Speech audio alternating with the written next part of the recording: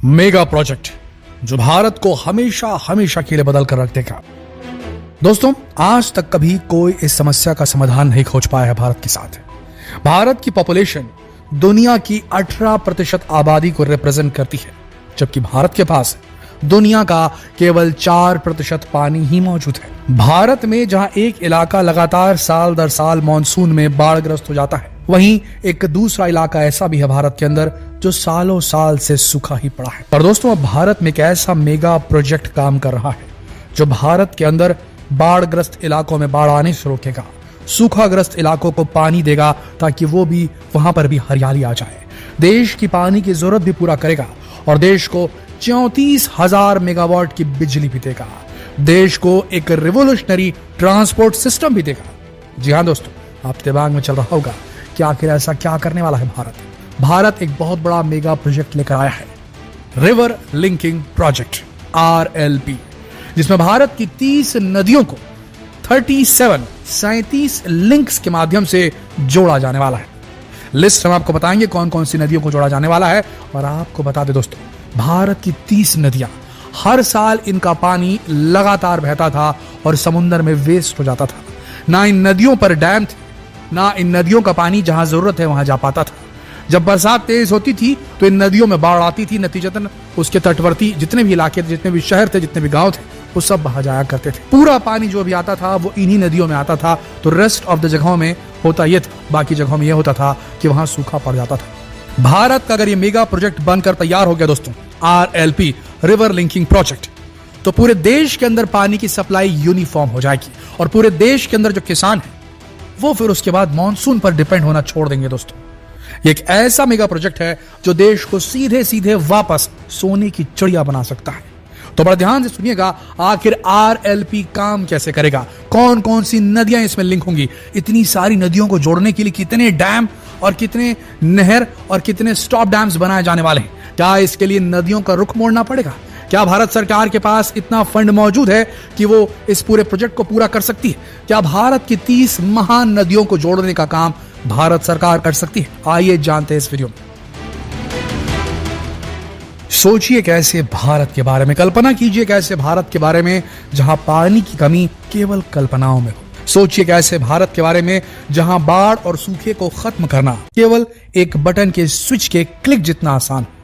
सोचिए उस भारत के बारे में जहां खेती में इस प्रकार की हरियाली उभरे जैसी आज तक कभी नहीं उभरी। दोस्तों, ये किसी फ्यूचरिस्टिक नॉवेल की कहानी नहीं, बल्कि एक रियलिटी है। भारत के रिवर लिंकिंग प्रोजेक्ट का वादा है भारतीयों से। दोस्तों, दिल से बात करें तो RLP river linking project Bharat का एक डेयरिंग, एक साहसिक प्लान है जिसमें कई मेजर रिवर्स, कई मेन नदियों को कैनाल और रिजर्वायर्स के माध्यम से जोड़ा जाएगा ताकि पानी को सरप्लस एरिया, यानी कि जहां ज्यादा पानी है वहां से ड्रॉट प्रोन रीजन, जहां पर सूखा पड़ता है, उन क्षेत्रों में रीडिस्ट्रीब्यूट किया जा सकेगा। दोस्तों, ये एक विराट कदम है देश की पानी की समस्या को खत्म करने का, जिसमें सीरीज ऑफ डैम्स बनाए जाएंगे, सीरीज ऑफ कैनाल सिस्टम्स बनाए जाएंगे। एक ऐसा इरिगेशन सिस्टम डेवलप किया जाएगा रिवर लिंकिंग प्रोजेक्ट के चारों तरफ कि भारत के हर इलाके तक पानी पहुंचे, जहां सरप्लस है, जहां ज्यादा है वहां से कम की तरफ पहुंचे। और इसके लिए बेहतरीन इंजीनियरिंग टेक्नोलॉजी का इस्तेमाल किया जाएगा। सबसे बड़ी बात यह है कि इस प्रयास को पूरा करने के लिए हमें नदियों के डायरेक्शंस को मोड़ना पड़ेगा ताकि एक नदी दूसरी नदी से जोड़ सके, और इसमें समय लगेगा, रिसोर्सेस लगेंगे और फंड्स भी लगेंगे। दोस्तों, ये रिवर लिंकिंग प्रोजेक्ट की जो परिकल्पना है ये ब्रिटिश काल से शुरू हो चुकी थी। ये चेक किया गया, ये एनालाइज किया गया कि भारत का एक इलाका साल दर साल बाढ़ग्रस्त रहता है और एक इलाका लगातार सूखा रहता है, तो क्या नदियों को जोड़कर इसकी समस्या से समाधान पाया जा सकता है? इसके बारे में आर्थर कॉटन नाम के एक ब्रिटिश इंजीनियर ने 19वीं सेंचुरी में प्रपोज किया था कि जो मेन नदियां हैं भारत की उन्हें लिंक कर देना चाहिए और इससे ट्रेड बढ़ेगा, ट्रेड यानी कि व्यापार बढ़ेगा। नदियों का जो रास्ता है उसे इनलैंड ट्रांसपोर्ट के लिए इस्तेमाल किया जाएगा, बोट चलेंगी एक शहर से दूसरे शहर जाने के लिए। इन जो नदियों का जो लिंक बना हुआ है उसका इस्तेमाल किया जाएगा, इससे ट्रेड भी बढ़ेगा और पानी की कमी भी दूर होगी। तो आर्थर कॉटन नाम के एक ब्रिटिश इंजीनियर के दिमाग में ये आइडिया आया था 19वीं सेंचुरी को, पर यह पूरी तरीके से परिष्कृत नहीं था। फिर आया 1990 का दशक, जिसमें डॉक्टर KL राव, जो फॉर्मर इरिगेशन मिनिस्टर थे, सिंचाई मिनिस्टर थे, आपको बता दें वो ऐसे सिंचाई मिनिस्टर नहीं बने थे, उनके पास डैम डिजाइनिंग का बहुत बड़ा एक्सपीरियंस था। डैम डिजाइन क्या करते थे तो उन्होंने परिकल्पना की थी कि नेशनल वाटर ग्रिड डेवलप करना चाहिए देश के अंदर, जिसमें नदियों को जोड़ा जाना चाहिए।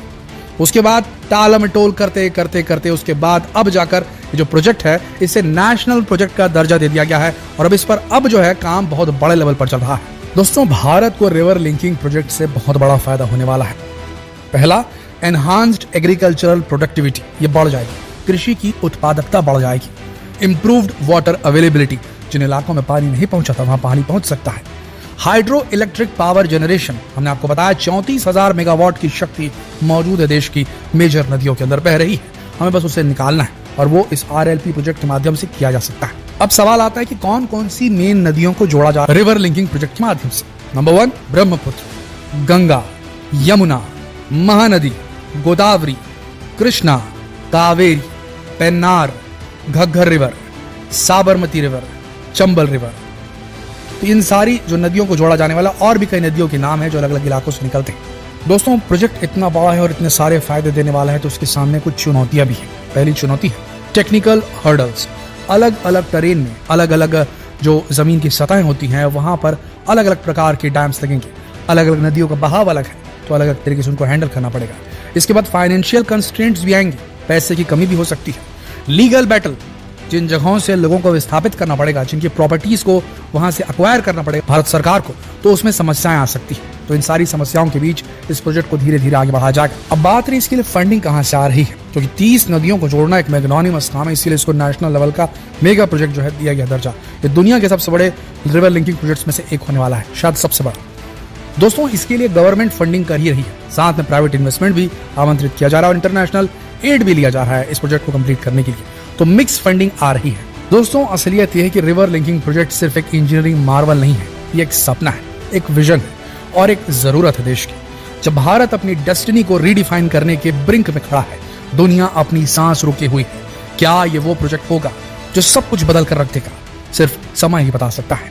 लेकिन एक चीज एकदम पक्की है, रिवर लिंकिंग प्रोजेक्ट महत्वाकांक्षा, उम्मीद और मानवता की बेहतरीन स्पिरिट को, उसकी रूह को, उसकी आत्मा को दर्शाता है।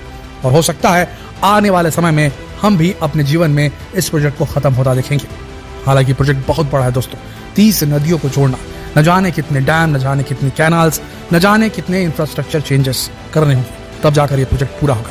लेकिन जब पूरा होगा तो शायद राजस्थान तक भी पानी पहुंचेगा और शायद फिर तब बिहार में हर साल बाढ़ नहीं आएगी। आपका इस पूरे प्रोजेक्ट पर क्या कहना है, क्या मानना है, नीचे कमेंट सेक्शन में जरूर लिखिए। जितना हो सके इस वीडियो को शेयर करें फेसबुक पर, व्हाट्सएप पर, यूट्यूब पर। जल्द मिलते हैं आपसे अगले वीडियो में, तब तक के लिए आप सबका इस वीडियो के अंत तक बने रहने के लिए दिल से धन्यवाद।